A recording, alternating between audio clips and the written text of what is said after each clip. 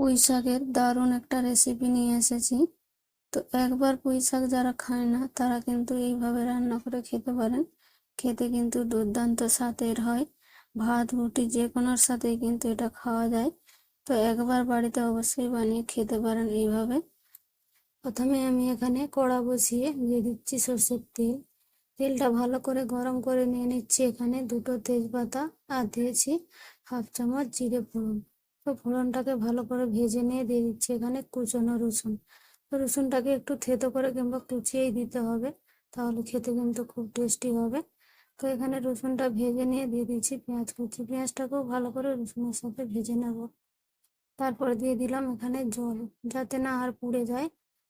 এবারে দিয়ে দিচ্ছি এখানে হলুদ গুঁড়ো, লঙ্কা গুঁড়ো, ধনে গুঁড়ো, জিরে গুঁড়ো আর দিয়েছি এখানে গরম মশলা গুঁড়ো। সব মশলাগুলো ভালোভাবে একসাথে মিশিয়ে নিয়ে ভালো করে আমি কষিয়ে নিচ্ছি তেল ছেড়ে যাওয়া পর্যন্ত। তেল ছেড়ে উঠেছে, দেখুন তেলটা পুরো উপরে উঠে এসেছে। এবারে আমি দিয়ে দিচ্ছি এখানে কেটে রাখা পুঁই শাক আর আলু।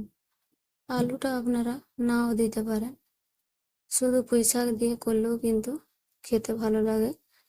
তো আমি আলু আর পুঁই শাকটাকে এখানে মশলার সাথে ভালো করে মিশিয়ে নিয়ে তারপর দিয়ে দেবো এখানে স্বাদ মতো লবণ। এখানে জল দেওয়ার দরকার নেই, পুঁই শাক থেকেই জল বের হবে, তো আমি আর জল দিলাম না। এবারে ভালো করে মিশিয়ে নিয়ে এটাকে আমি লো ফ্লেমে ঢাকা দিয়ে রেখে দেব কিছুক্ষণের জন্য, যাতে পুঁই শাক আর আলুটা একটু হালকাভাবে সিদ্ধ হয়ে যায়। তো কিছুক্ষণ আমি ঢাকা দিয়ে রেখে দিয়েছিলাম। পুঁই শাক থেকে যে জলটা বেরিয়েছিল সেই জলটা কিন্তু একেবারে শুকিয়ে গেছে, আর মশলাটাও খুব সুন্দরভাবে ভাজা ভাজা হয়ে গেছে। এবারে আমি এর মধ্যে দিয়ে দেবো সিদ্ধ করে রাখা ডাল। তো আমি এখানে মুসুর ডালটাকে প্রথমেই আমি সিদ্ধ করে নিয়েছিলাম। তো আপনারা চাইলে সিদ্ধ না করে এখানে ডালটাকে 1 ঘন্টার জন্য ভিজিয়েও এখানে এভাবে রান্না করতে পারেন। তো আমি এখানে ঝটপট যাতে হয়ে যায় তার জন্য আমি এখানে ডালটা আগে সিদ্ধ করে নিয়েছি। তো প্রেসার কুকারে যদি করেন তাহলে কিন্তু ডাল ভেজানোরও দরকার নেই, এইভাবে মশলা কষিয়ে নিয়ে তারপর ডালটা দিয়ে সিটি দিলেই কিন্তু রেসিপিটা হয়ে যাবে। তো ভালো করে আমি ডালটাকে এখানে মিশিয়ে নিয়েছি। এবারে দিয়ে দেবো এখানে জল। জলটা বেশি পরিমাণে দেব না, অল্প করেই দেব।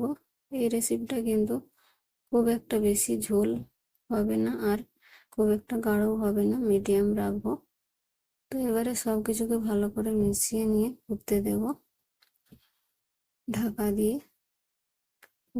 5 মিনিট মতো রান্না করে নেব এটাকে। 5 মিনিট মতো রান্না করে নিয়েছি, ঢাকাটা খুলে নিলাম। দেখুন রান্নাটা প্রায় আমার হয়ে গেছে, সব কিছু ভালো করে সিদ্ধ হয়ে গেছে। এবারে আমি এটাকে নামিয়ে নেব। আজকে রান্নাটা যদি ভালো লাগে অবশ্যই একটা লাইক কমেন্ট করে শেয়ার করে পাশে থাকবেন। আমার রান্নার ভিডিওগুলো যদি ভালো লাগে অবশ্যই পেজটাকে ফলো দেবেন।